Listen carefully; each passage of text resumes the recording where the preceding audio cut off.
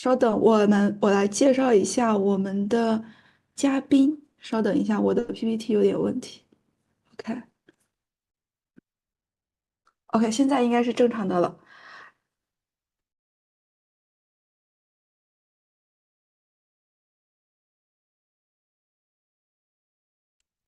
孟庆龄来自普渡大学，然后现在是博士4年级。他的研究方向包括机器学习理论、强化学习、多臂老虎机以及大语言模型。近期研究兴趣也包括大语言模型的可解释性。他近期与北京大学的潘亮明教授展开了一些合作研究。然后我们把接下来的时间交给庆龄。Hello，庆龄，你可以听到吗我可以听到彭？OK 如。OK，你可以共享一下你的介绍工作。好，谢谢。嗯。嗯，大家能看到这个 PPT 吗？哦，可以的，是正常的。哦，好。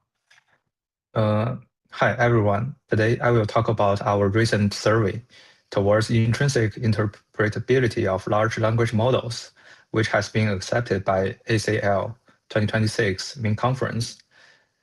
So the central question of this talk is, instead of explaining a black box model after it has been already trained, can we design models whose internal computation is interpretable by construction?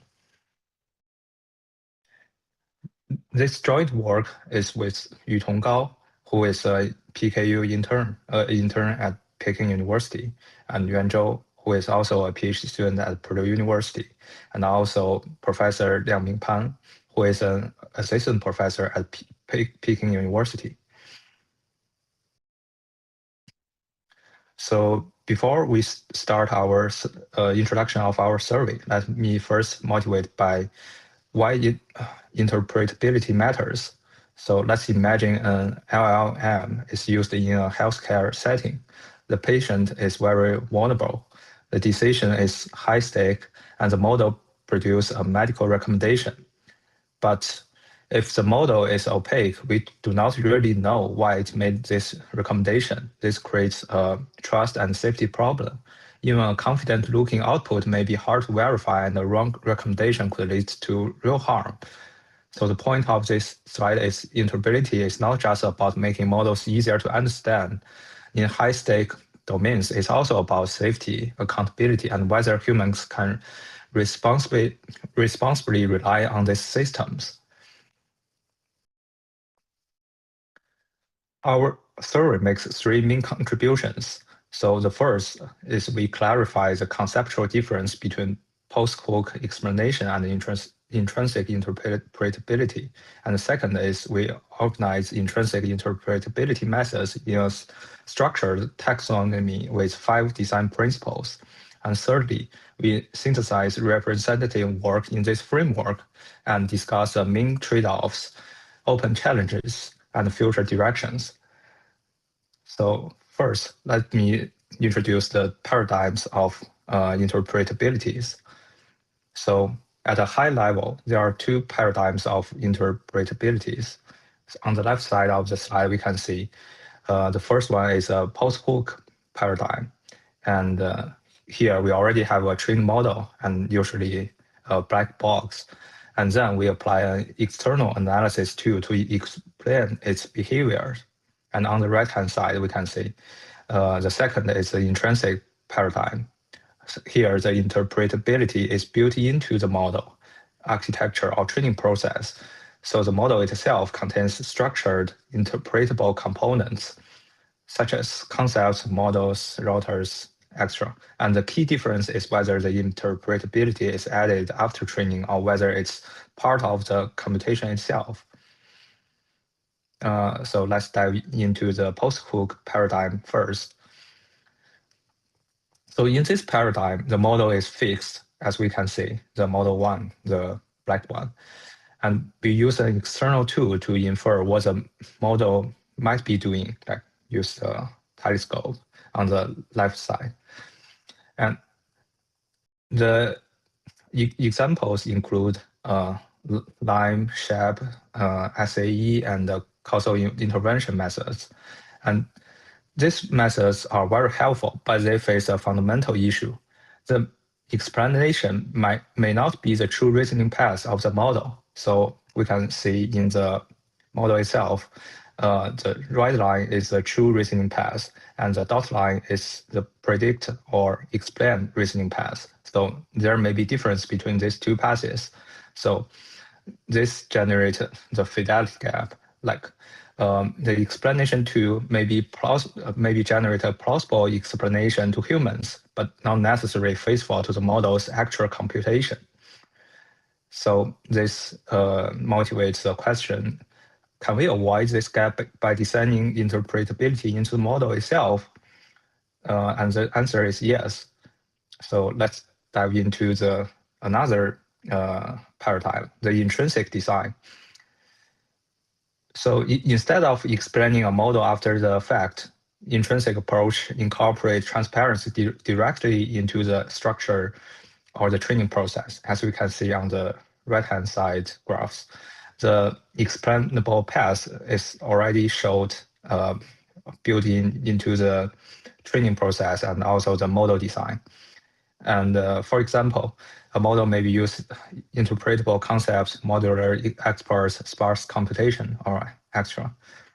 So the explanation is not merely an external approximation, it's tied to the model's actual computation. But this also raises another important question. What exactly makes a method intrinsic? Like what differs the intrinsic paradigms to the post-hoc analysis paradigm? Let's talk about this question in another slide. So by our definition, an intrinsic interpretable method is if its interpretable components lie on the critical computation path such that modifying them directly alters the model's output. As we can see in the graphs here, the pink line is the computation path, and the yellow circle is the components lies on this computation path. If we change the components, it will modify the model and also change the output. So this differentiates intrinsic methods from post-hoc analysis. And this is also the reason why like SAE, shape, line are post-hoc analysis, because the trained model is fixed. Change these two doesn't make the model outputs different. In the next slide, we are going to talk about our taxonomy of the intrinsic design principles. So based on the definition we have introduced in the previous slides, we organize the literature into 5 design principles. So from left to the right-hand side, there are functional transparency and concept alignment and representational decomposability and explicit modularization and latent sparsity induction. So let's start first introduce the most fundamental one, functional transparency. So functional transparency, they make computation directly understandable. The idea is that instead of using arbitrary black box transformations, the model uses structured operations with clear mathematical meaning. In this way, the interpretability comes from the form of the function itself. As we can see from the left-hand side graph, the black lines are the computation paths, and it's directly represented by some explicit functions. So from the computation itself, we can know exactly the meaning of the computations and how the relations between the variables and the outputs. So for example, if the model prediction is an additive combination of interpretable functions, then we can inspect how each path contributes to the final output. So after we introduce the design principle, let's dive into the representative works of under this design principle. So A classical example is generalized additive models, which was introduced in the 1986 and also developed in the 2013s. And this gives so in the generative model, generalized additive models, the prediction is decomposed into a sum of feature-wise functions. This gives a transparent structure. We can inspect how each input feature affects the output, like the final output, fx, is a summation of the f0 and the summation of the single variable functions and also the interactions between two variables. So this one is the generalized additive model. And although these models were developed for LLMs, they provide an important design philosophy, makes the function form itself interpretable. And more recent work also includes KAN. KANs replace some standard neural network components with learnable univariant functions. And we can see from the equations, like the inner part is phi works on the variable xp, and also on the outside, there's another phi functions that works on the interactions among all the different variables x1 to xn. So the motivation is that these learned functions may be more inspectable than dense matrix operations. So instead of using the matrix multiplication, they use more intuitive functions to approximate the true relationship between the variables. So they continue the same idea. Interpretability comes from using computation with clear mathematical structure. And also another representative example is self-explained neural networks. And SENNs try to make predictions through explicit concepts and relevant scores. So F is a self-explained prediction model if it has a following form. It's functions on the different on all the variables x to xk, and the model not only gives a prediction but also produce an explanation in terms of the components that directly contribute to the output. And also the function itself need to satisfy a set of mathematical constraints. For example, the g function is monotone and completely additive separable. That means the theta, each component inside G, they can be completely additive separately. And also the theta is locally differentiated bounded by H.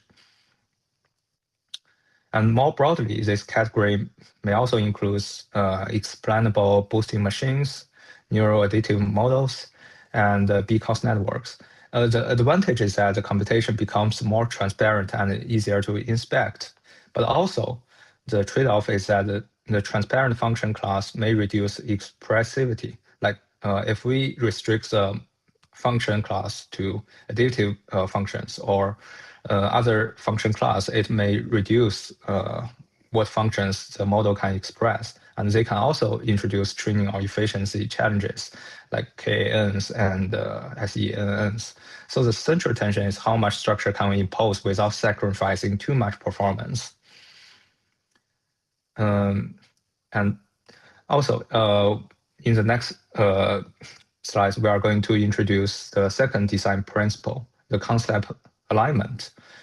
So here the goal is to align internal representations with human understandable concepts. For example, in visions, the concepts might be shape, size, color, or texture. And in language models, concepts could correspond to topics in titles, scales, reasoning steps, or other features. And the key idea is that a model should make decisions through intermediate concepts layer that humans can inspect. In the next slide, we are going to elaborate this in the representative works. So a very basic and also the foundation of this principle is the standard concept bottleneck models, which is proposed in the 2020s. So in a standard concept bottleneck models, the model first predicts a set of concepts, like in the X-rays and also in the bird pictures, and then use these concepts to make the final predictions.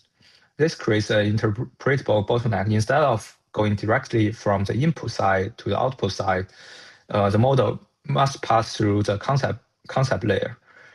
Because these concepts lie on the computation path, intervening on them can directly affect the final prediction. So if we change the features, the output would also be changed. So this makes these methods interpretable and intrinsic interpretable.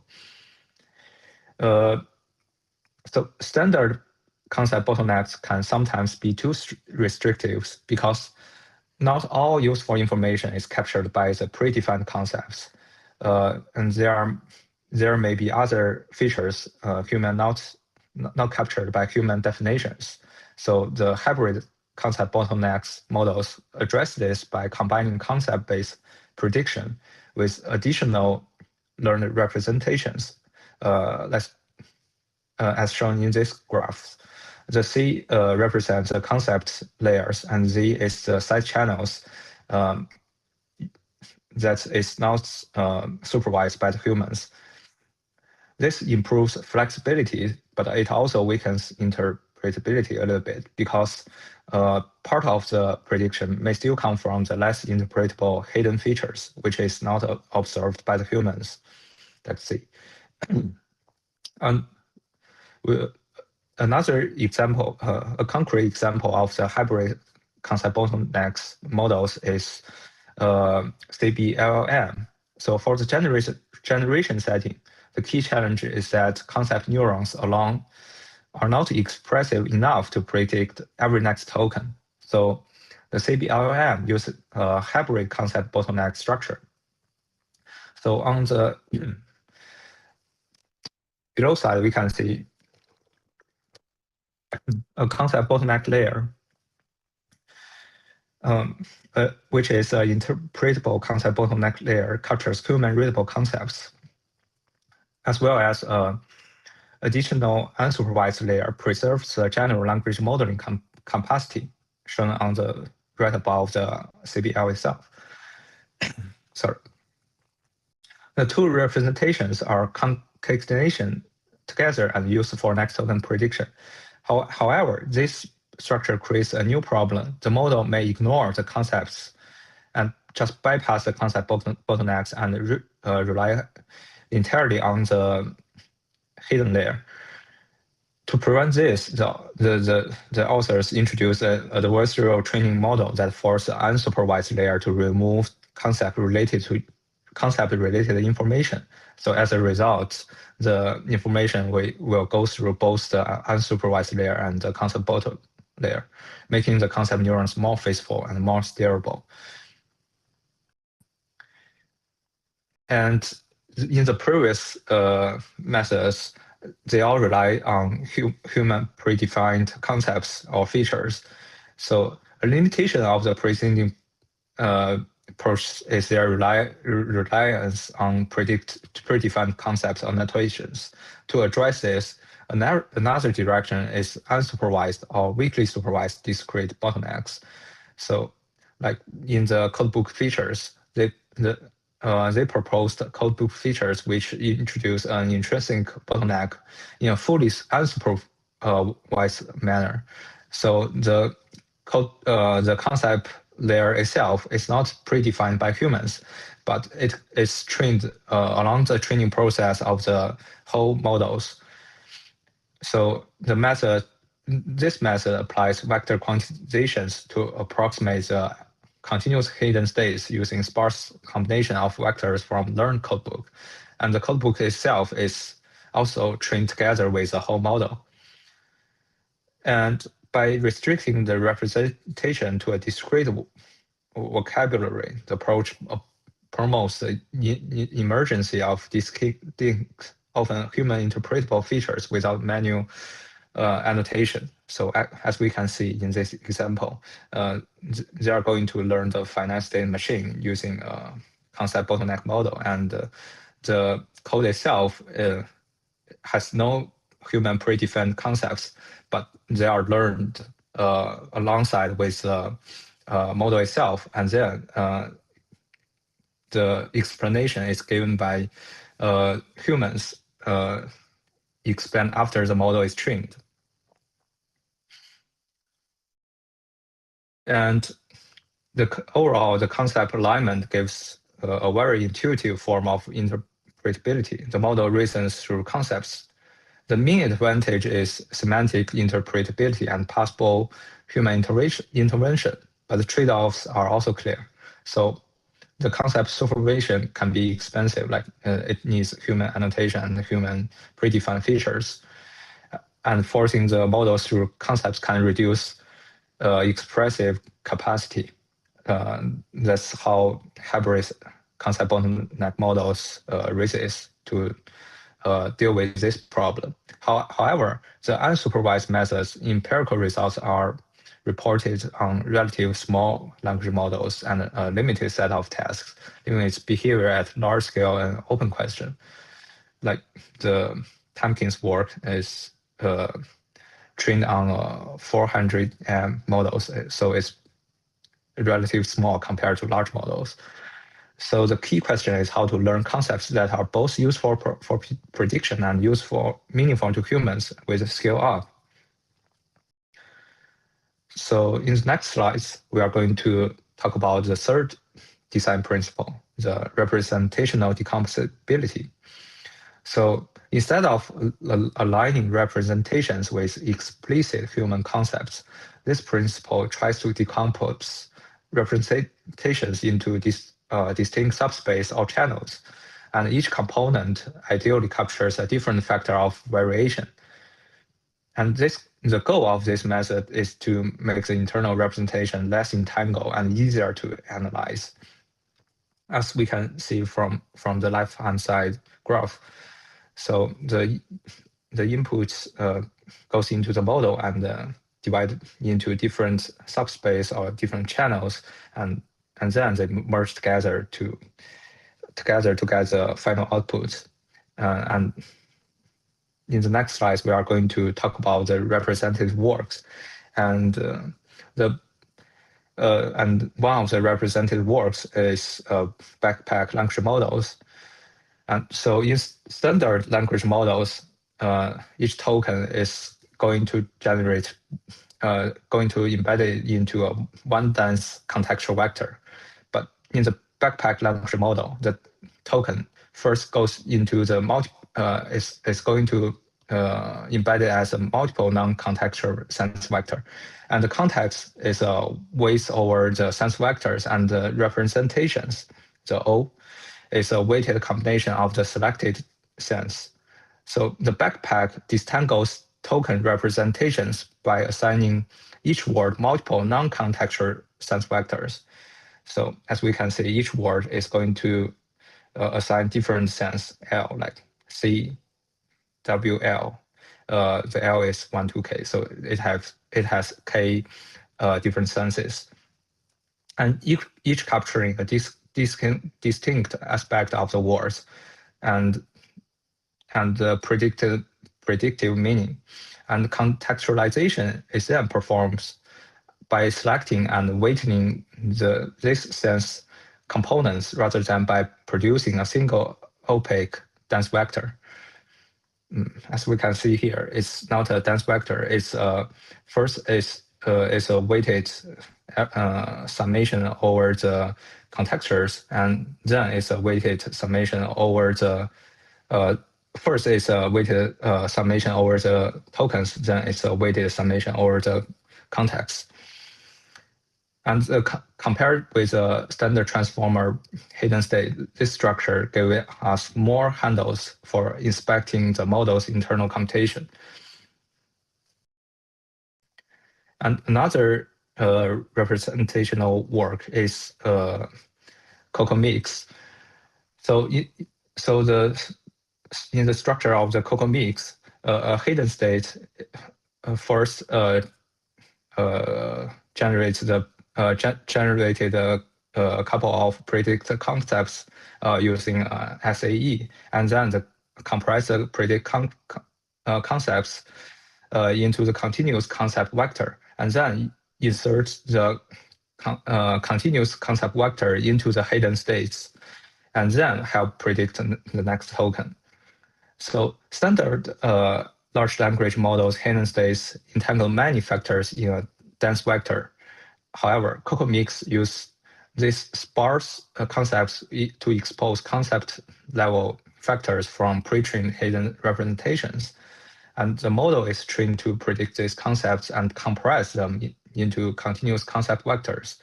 And these concept vectors are interleaved with token hidden states, creating a separate concept level channel in the forward computation path. So together with the concepts learned by the SAE, it's more interpretable compared to the traditional LLMs. And another design principle is explicit modularization. So this idea is to decompose computation into distinct modules where different modules specialize in different functions. So this method explicit do it by define the structure in this way. And a major example is a mixture of experts architecture. So in mixture of experts model methods, a router selects which experts are used for a given input. And if the experts become functionally specialized, then the routing path can provide an interpretable structure. As we can see from the left-hand side graphs, the input, the router selects experts and in each layer, and then final outputs. And the representative works can be divided into experts layer and the router layer. So we first dive into the experts layer. So the first method is intra-expert sparsity.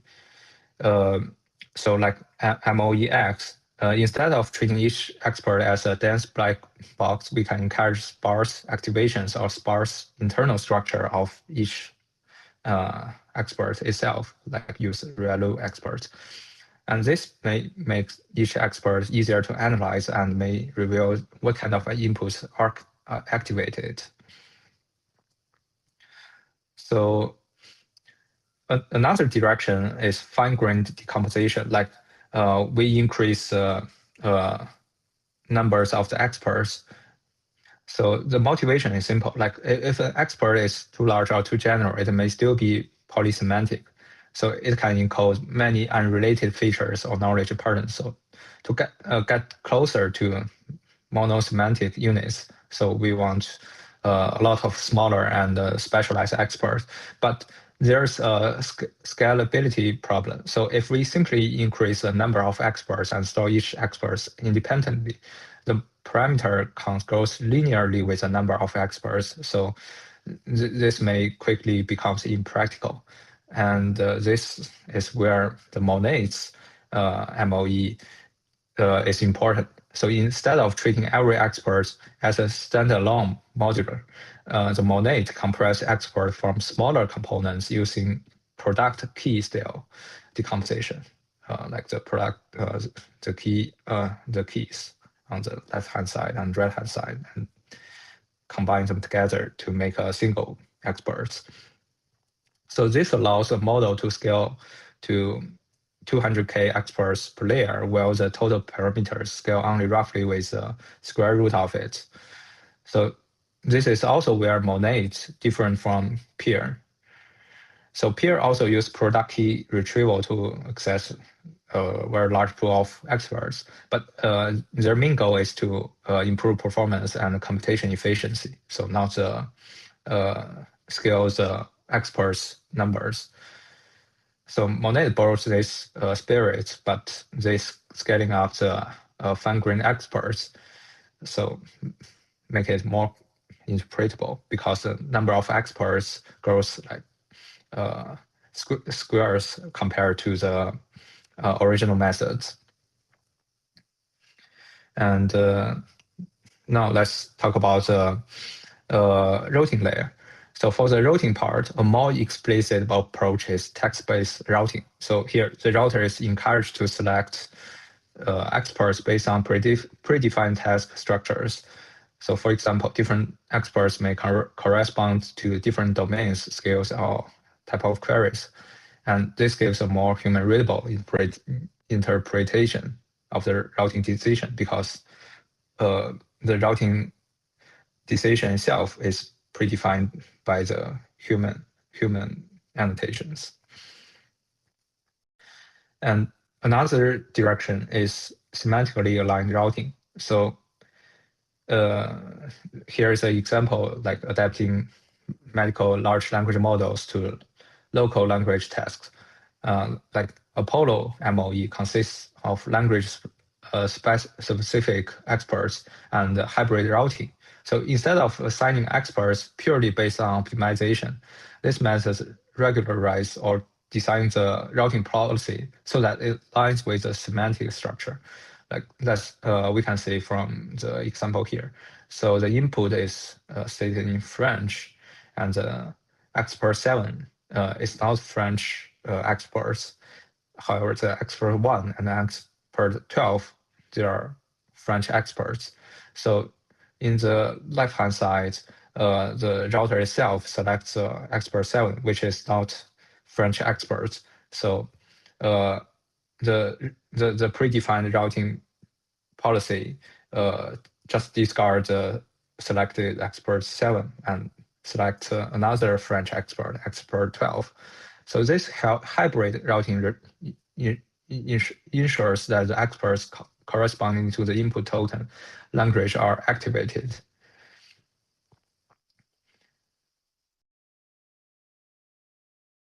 And so we can summarize the different ways to make MVE's a mixture of expert style modularity more interpretable. It can be divided into routing layer and also expert layer. So for the expert layer, one approach is to make the experts themselves sparse. And another approach on the right-hand side is decompose experts into fine-grained components. And for the routing layer, one approach is to make the routing task-based, and another is semantically based. So the details are less important than the overall message. So modularity gives us a natural handle for intrinsic interpretability, but only if the models and routing decisions are semantically meaningful.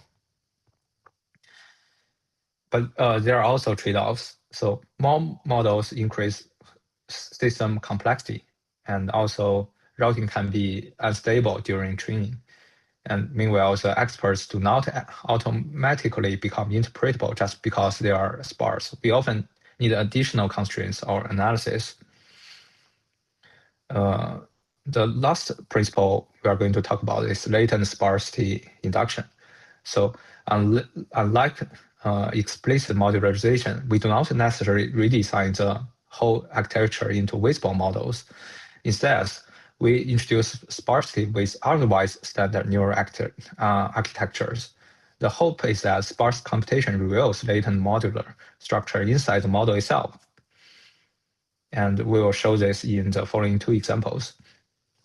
So one representative work is a recent paper which enforced with sparsity during training.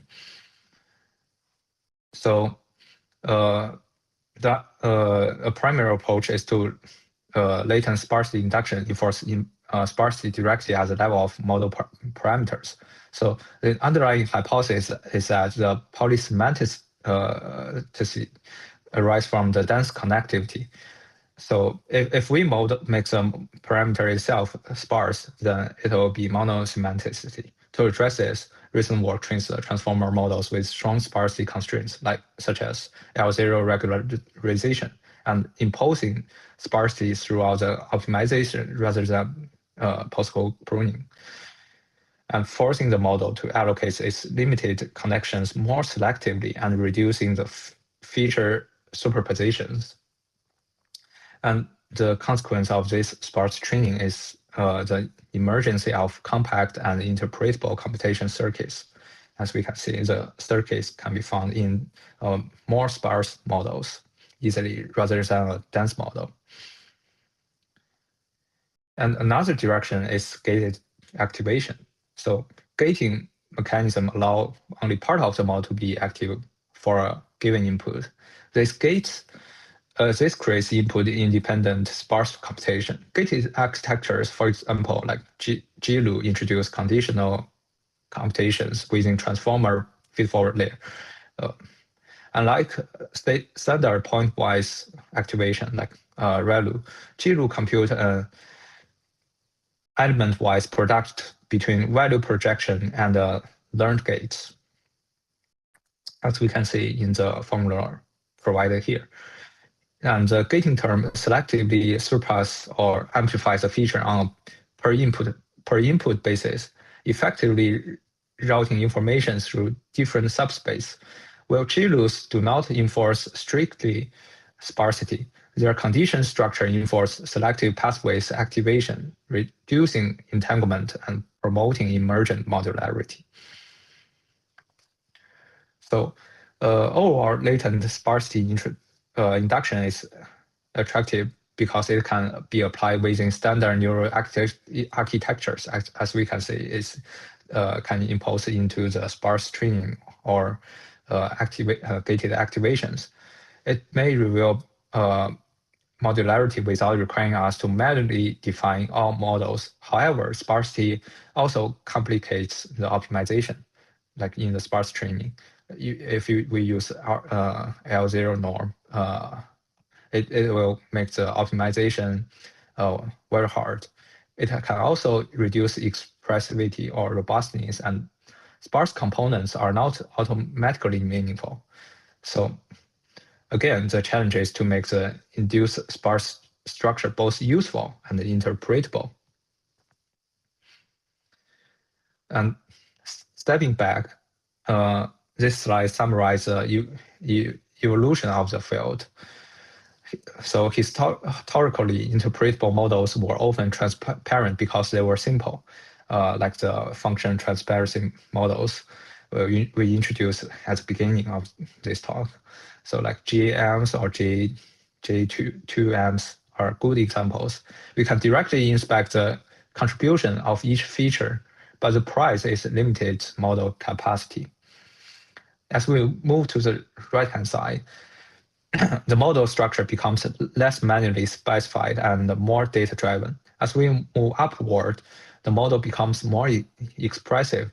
So ideally, we want to move towards the upper right corner, models that are both powerful and structurally interpretable.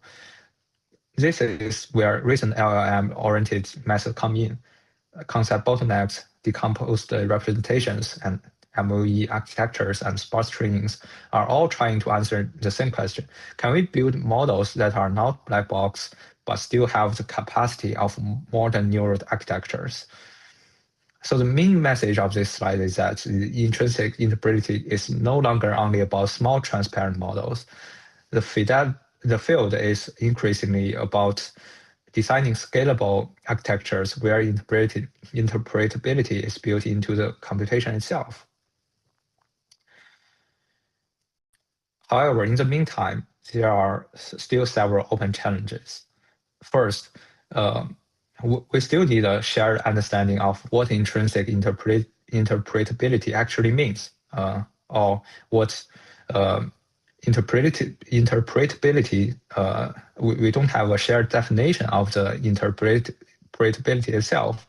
So what should concerns count as intrinsic, and how do we evaluate whether a model is truly interpretable? And secondly, there is a persistent trade-offs between like interpretability and expressivity. Stronger structure may improve transparency but hurts performance. And thirdly, scalability remains a major challenge. As shown in many examples we have talked about, they are applied to relatively small models. And if they scale up, it's unclear whether they can still be interpretable and maintain the performance itself. And finally, the training efficiency and the optimization stability are also important, especially for modular or sparse models. So the main message we want to leave you guys with this is that intrinsic interpretability is not just another explanation techniques. It's a shift in design philosophy. Instead of explaining a black box model after training, we ask whether we can build models whose internal computation is already structured in a way that humans can inspect and reason about. And the 5 design principles we discussed today are different ways to move towards this goal. But they also show that the field is still very young. Like, we still need better evaluation, better scalability, and a clear understanding of the trade-off between interpretability and capability. So the open question is, can we make LLMs not only powerful, but also transparent by construction? Thank you guys for listening, and I'm happy to take questions. OK，感谢庆林的分享。然后我们直播间的话有一些问题，然后我转述给你。然后有一个问题是这样子的，就是说，如果就是可解释设计成它的训练目标的话，就是说我们这里提到的内生可解释，它这样的话会使它在训练的过程中，就是它的智能下降吗？就是怎么做一个 trade off？就比如说，它让它既是可解释的，然后性能也是 OK 的。然后以及就是说，目前好像针对这种内生可解释的研究，基本上都是比较 toy 的 model，比如说它可能设计了一些2层、3层、4层的这种 transformer 的架构，或者怎么样去验证这个事情了，它能够有办法去做更大模型的推广吗？谢谢直播间网友的提问，这是一个非常好的问题，就是呃像我就是这是一个内生可解释性，就是现在方法就是都共有的问题，就是呃像我们之前介绍的那些方法，比如说那个 concept bottleneck model，或者说其他的一些模型，它一般都是它的模型的参数量其实都是比较小的，相比于现在动辄几百 B 的这些大模型，它可能就几百 M 或者就可能也就最多也就到1B 或者怎么样，然后很多其他的这些内生可解释性的这些模型，它其实用在也用，就是它是从 CV 或者是其他一些任务上迁移过来的，所以它本身的模型的参数量也是比较小的。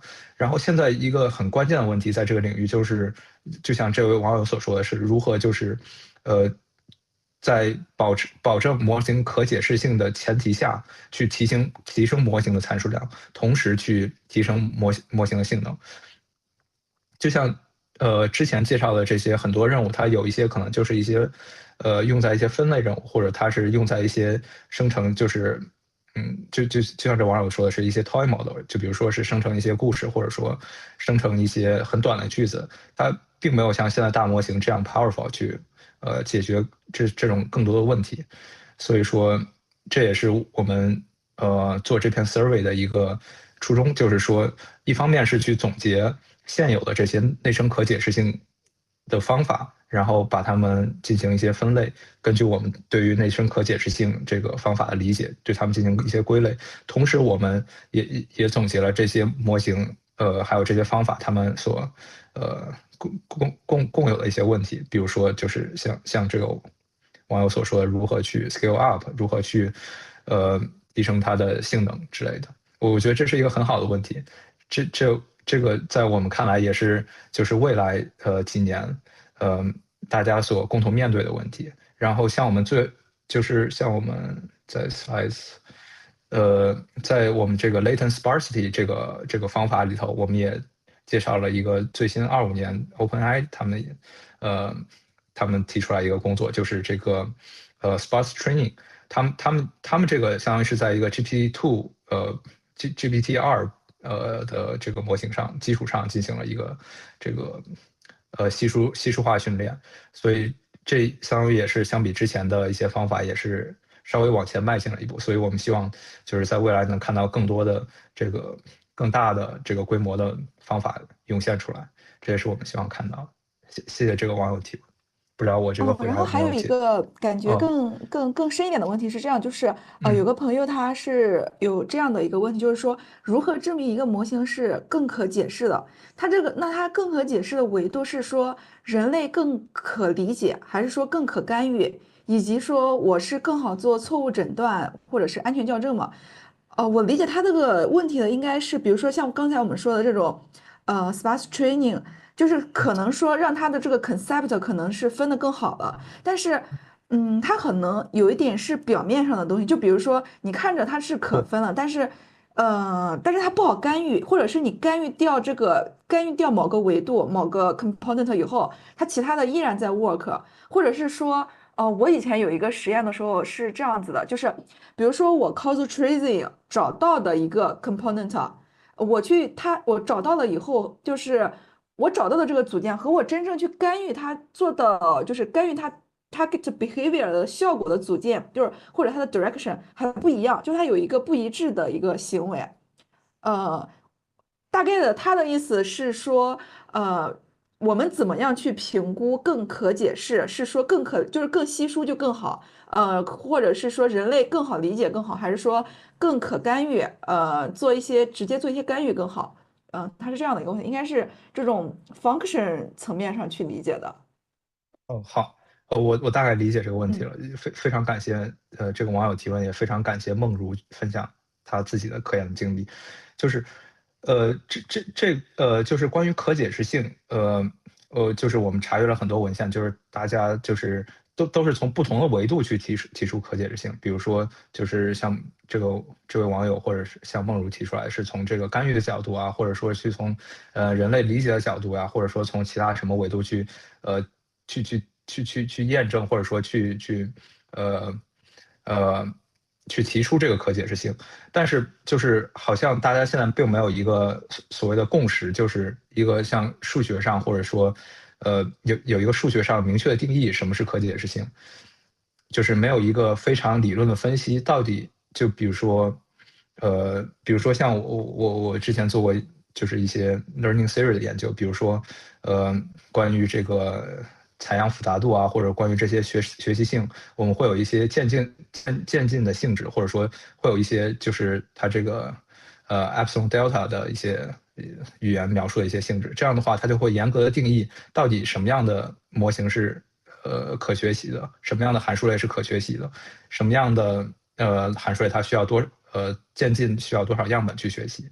但是对于可解释性，好像大家就是不像robustness，它有一个这种或者说这种可重复性，它有一个严格的定义，到底什么样的模型或者什么样的方法它是可重复的或者是 robust 的，在机器学习上它已经有比较严格的定义，但是对于可解释，它并没有一种这种共识，到底什么样是可解释的。然后我觉得这个网友提出的这个问题也非常好，就是比如说我们通过训练或者通过人为干预去把这些模型的组件变得更加稀疏之后，它看似就是它确实是比这种稠密的模型，它是能更好的去帮助人们去理解它中间这种计算路径，但是同时它变成稀疏之后，并不严格的意味着它能使这个模型的输出的结果严格的被它学到这 circuit 或者 pass 严格的控制。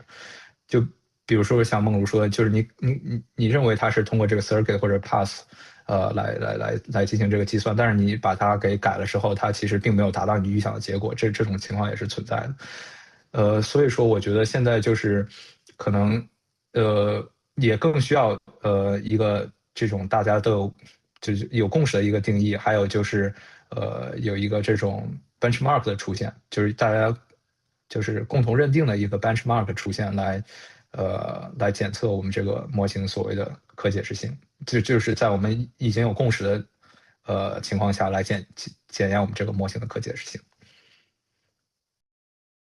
嗯，确实，我也在想这个问题，当时就在想啊，就是它没有一个统一的标准，然后基本上就是个体个儿的，然后各个任务上又用不同的，可能就是同样对对的方法或者是同样的策略，就是你换个不同的场景用，然后调一下参数，可能大家目前都是这样子，感觉还有很多东西值得我们研究。然后还有一个朋友他问的是。就是我们可解释可以为模型这个领域带来哪些实用价值？哦，这是一个非常好的问题，就是就像我就是我们在呃这个这个这个 talk 的最开始给出的呃这个例子一样，就是说呃比如说像举一个非常简单的这个日常的例子，比如说呃有时候我推导公式会去用这个大模型，然后就比如说。我提出一个猜想，然后让他帮我进行计算，或者说让他帮我进行推导，看看这结果对不对。然后，呃，但是在这个领域是可以，就是这个结果是可以验证的，就是因为我们可以人为的去就根据我们自己学过的数学去一步步验证它这个推导的过程，或者它这个推导的结果是不是对的。但是在一些其他领域，比如说在医疗领域啊，或者说是在一些法律领域，或者说在一些我们不知道的，就是超出我们个人专业能力范围的领域，它给我们生成一些答案，如果它只是一个黑箱模型的话，那我们并我们并不能保证它生成的这个答案是正确的，或者是令我们满意的。就是即使说在很多这种 benchmark 上进行评测这个模型的准确性，比如说已经达到了90%啊，或者更高95%或者怎么样，但是它同样存在这种可能性会生成一些错误的答案，或者说是误导人类的答案。如果在这种医疗领域，比如说我们身体有些不舒服，然后把这症状描述给这种大模型，然后它给我们出了一个初步的诊断，结果它是错的，那就会可能导致一些很严重的后果，比如说，呃我们可能有一些隐性的疾病，但是它没有发现或者怎么样。所以说，如果它这模型本身是可解释的，那它最终比如说给我们出了一个这种诊断报告的话，那它会一步一步把它这个呃条条框框都给我们列出来，比如说它是根据什么样的这种这种病人的这种特征啊，然后根据什么样的这种诊断学上的依据啊，会给我们出具一个最终的这种诊断的过程，然后让我们就是对它这种诊断的结果更加可信。比如说在这种代码生成啊，然后这种数学证明啊，还有一些其他领域，我觉得也是如此。就是如果我们个人没有能力去验证它的话，就是超过我们专业知识能力之外的话，我觉得如果这个模型它是有可解释性的话，是更容易让人们去信服，然后更容易让人们可以依靠它去解决专业之外的一些问题。OK，关于这个，我也在想，其实我也一直在思考这个问题，嗯就是我嗯，觉得好像还有一个比较好的，就是潘老师他们做那个什么数据归因，就是说我训练过程中我应该用什么样的数据更高效，感觉这个也是一对个实用角度。就比如说，他指导我们这个训练数据，我什么样的训练数据更高效，然后或者是达到它特定的目的啊，或者是以及它训练过程中它的，比如说我强化学习有一些信号，可能如果是从内部过程中，就是它内部信号里面做一些监督的话，可能它训练出来的模型更加 safety 或者是更加可信这种。感觉这也是一个角度。一个是这种说监督这个训练信号和训练数据。我自己这边我做的一些工作，感觉也有一些偏落地的使用吧，就是比如说我们可以根据这个选择一些特定任务的 circuit，像你刚才说的那个 GPT OpenAI 研究那个什么 GPT-2，它那个task circuit，然后这样的话我们去做。识别出一些比较小量的这种数据，然后去做一个 tune 或者做一个 editing 的时候，它可以达到更高效，就是让我们的 post training 更高效。感觉这两个也是挺好的落地角度。对，这个相当于是正好就是和这个模型设计上正好互补，就是从数据对对对。数据选择，然后数据选择的角度去提升这个模型的其他性能，比如说可解释性或者这种安全性。我觉得这是一个非常好的角度。现在有很多工作从实验方面或者理论方面去验证这个数据选择的重要性。就不对光光是实验层面，就是在这种learning theory 里也有很多这种数据选择对于这个后训练，还有这个对于这个预训练它这个对于结果的这个重要性，就是模型这个性能的这种研究。我觉得这个是一个就是新兴的非常好的一个方向。然后还有潘老师最近投中的SML 的那个 Spotlight 文章，也是去专门阐述了这个数据选择的这个重要性。我觉得都是非常好的工作。对对对，确实。感觉如果这种嗯，现在就是感觉大家可能有一个普遍的感觉是这种 skimming law 的话，就一直在 work 的时候，就基本上大家以前想着可能我就多堆点数据，然后它就train 一下，然后它下游的任务性能感觉还不错，但是可能现在大家skimming law 它这个就是它的边际效应它在递减，以及就是说它训对对练出来的这个东西呢，它也遇到各种什么 COT 不可靠，然后各种的问题，可能还是要求助于这种可解释呀，它自己内部是怎么工作的，以一个这个方向，然后帮助我们建立更智能、更安全的 AI。对，我觉得这是就是 LM 发展我们现在共同的一个愿景，就是对对对。让这个模型更加可靠。对，我们这边今天大家讨论的很热烈，然后这线上还有一些问题，然后有一个比较偏实用的一个问题，就是说，嗯嗯。如果不同的可解释性方法得到的结论不一样，然后我们一般是怎么处理的？哦，这是一个非常好的问题，我觉得，就是，我觉得这样是存在的，但是，因为我们现在研究的，其实就是我们这篇survey 主要研究的是内生可解释性，所以它可能在一定程度上规避了这个问题，就是因为，我们研究内生可解释性，相当于是说，让我找到这些 PPT，相当于是说我们这个模型本身它设计上，它的架构上就是已经已经定好了，就是说呃它这个所谓的就是它内涵的这种解释的路径，其实是已经根据它模型架构还有这训练过程已经定好了，所以说我们其实不依赖于一个外部的解释工具去解释它这个其中的计算过程还有这个路径，所以说这也就是内生可解释性它的一个优点或者优势吧，就是它一定程度上规避了这个网友所提出来的，就是不同的方法能得到不同的解释这个问题，因为在内生可解释性上，我们其实希望模型它本身还有一个唯一的一个解释，就是唯一的它自己内部所产生的这种呃计算路径的解释，比如说像这个，就比如说举一个最简单的例子，比如说这个家庭模型，它自己的解释性其实就是源自于它这个不同的这个参数，它这个产生的这个就不同的函数作用于参数产生的它最终的结果。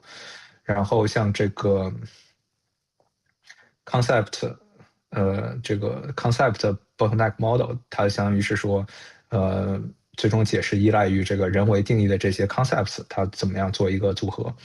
所以说，当然，我觉得这个网友提出来这个问题是非常好的，就是如果说，我们给定了一个模型，然后我们用不同的解释工具去解释，我们得到了不同的解释，这到底哪一种是对的？所以这也间接的就回应了我们之前所说的这个问题，就是说，在 post-hoc 的一些解释方法上，它可能会出现问题，因为它不同的方法，它可能解释出不同的这种 path 或者不同的这个解释，但是它真正的这个 path，它可能并没有被某一种方法解释，或者说没有被任何一种方法解释，它就产生了这种信用的这种 gap。所以说，我觉得这个网友提了一个很好的问题，这也就是间接的说明了我们，更应该去，从模型设计本身去，模型训练本身去，就把它的解释性给，内涵进去了。这样的话，从一定程度上也会规避这个 fidelity gap。啊，谢谢哎，这个网友提问。大概理解了。然后嗯。有一个朋友说，能不能再看一下研究现状总结的那一页？研究现状总结，研研究现状究现状。总结。哦，后面的 OK，话，经理如果方便的话，可以把 PPT，如果方便的话，可以我们就是分享到我们的链接里面，然后他们可能想哦，好，后续的再查看一下。好，好，没问题。OK，感谢感谢，嗯，我们稍等一对，下，看后续我看线上的朋友。OK，对后续我们也会把这个 PPT 分享到我们 Nice 的这个链接里面，供大家参考。好的，感谢。然后还嗯有一位朋友问了一个比较开放的问题，稍嗯嗯，等啊，我看一下，是说怎么评价美国的开放式 AI 和欧洲的监管式 AI？呃这个感觉是一个非常很宏大，很开非常放。宏大的一个，对，就是呃，其实我对就是就是这个网友提的欧洲是监管式 AI 其实不是很了解，然后这个是从什么角度来评价呢？是说就是政府对 AI 的管控吗？还是如果这个朋友还在线的话，可以继续追问一下。我也不是很理解，就是具体的想讨论哪个方面的，比如说是政府的，还是哦，他说的是因为欧洲 AI 监管非常严，呃，那是说政府对于这个 AI 就是企业 AI 研究吗？还是？应但该是这样，应我觉得这个该是这样，我觉得这个问题可能太过宏大了，可能超过了我们确实。今天这个 talk 的主题了，就对，是如果后续这个对朋友如果还继续感兴趣的话，可对，以联系我们可以庆林的邮箱或者怎么样，就是线下线再交流，下再聊。对是是是对，这个是个很好的问题，但是感觉有点太过宏大了。，OK。嗯然后还有朋友说，庆林的主页和代码库，然后这个的话，我们搜庆林的 Google Scholar 的时候，能不能搜到？大家对你的能搜到。工作非常感兴趣。好的，能搜到，然后上面也会附上我个人的主页，还有那个 GitHub 链接。OK OK，那嗯，这个朋友去搜一下，我们嘉宾的可以主页。嗯。可以欢迎大家线下再继续交流讨论。然后还有个朋友问的是这样子的，就是说我们这种内生的方法和这种 Shapley 的区别是什么？呃，对，这是一个很好的问题，就是这也是我们就是区分内生的方法和这种 Shapley 或者是这种 post-hoc 的方法的，一个明显的一个区分，就是说，呃，我们内生的方法相当于是说，它的解释性不是源于，它不是源于我们模型已经训练好了，它是一个训练好的黑箱模型，我们去用其他的外部的工具去分析它，它这个外部工具它不会改变模型本身，然后内生的方法是说，我们在训练的过程中，或者说这个模型设计的层面，我们就去把它这个可解释性给融入进去了。就是它这个可解释性部分是，如果我们去把它进行一些改变的话，比如说改变它参数的话，它会直接影响到我们模型的输出。但是如果我们用一个外部的，就是一个从外部去 post-hook 一个工具去解释的话，我们去改变这个工具本身，只会改变它的解释，但是不会改变它模型的输出。所以，在我们这个定义下面，就是这个内生，它是说，我们改变这个可解释性部分，或者说这个工具它会不会改变我们的输出本身？如果它会改变的话，它就是一个内生可解释性；如果它不会的话，它就是一个这个外部解释性。OK，我们稍微等一嗯下，看看线上的朋友还有没有问题。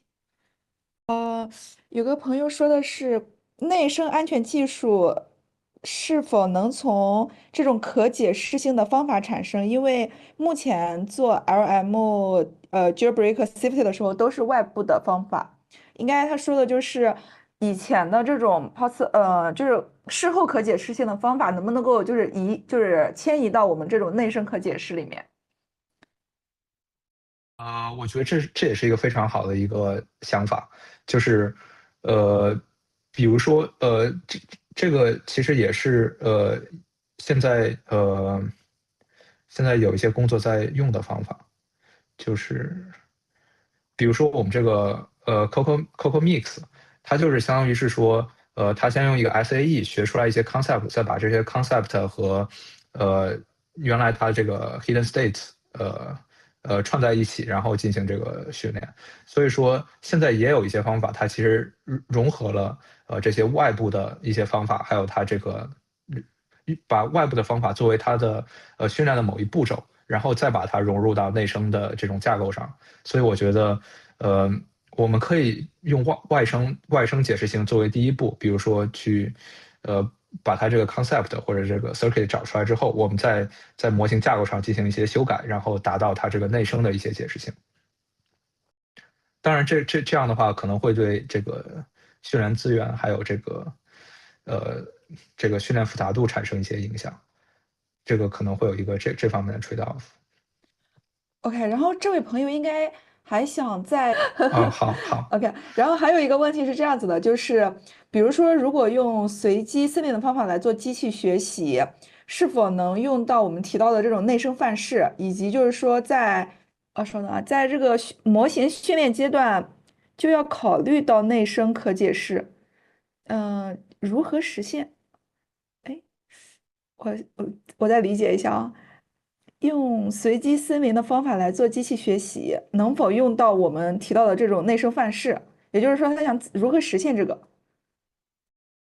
对，这是一个很好的问题，就是，我觉得就是就是随机森林，它相当于是由角色树组成的。然后角色树本身它是具有这种解释性的，就比如说它每一个这种 branch，它会告诉我们它是通过哪个 feature 来进行划分，通过什么 threshold 来划分。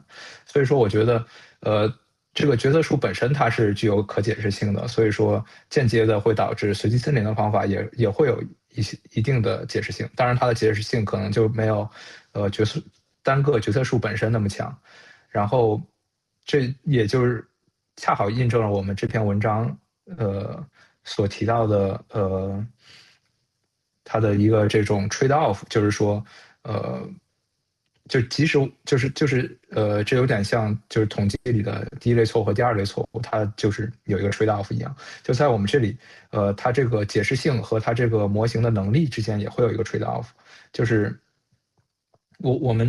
所以我们现在希望就是未来的工作可以在保证模型的能力不变或者说不受太大影响的情况下，不断提升它的可解释性，或者说保证它有可解释性的前提下去提升它的能力，就是从这两个方向上进行努力，去达到我们最终希望的又有可解释性，然后它模型又有表达能力，这么一个最终的这种场景。OK，理解非常理解。感谢这个嗯网友的提问。对，，OK，我们再稍微等一下，看看还有没有问题啊？好，稍等一下。嗯 OK，应该没有继续的提问了。然后，那我们今天的分享基本上就到此结束了。感谢庆林的精彩分享，我们的讨论也都非常的深刻。然后，OK，感谢梦如的主持和邀请，也感谢网友们来听我们的这个汇报，非常感谢好了，大家，我们期待大家今天晚庆林的上的时间。后续的工作。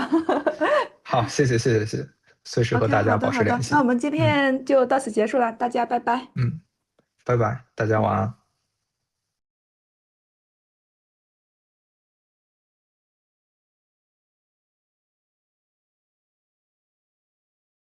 OK，我关了，你们现在可以聊了。哦，好。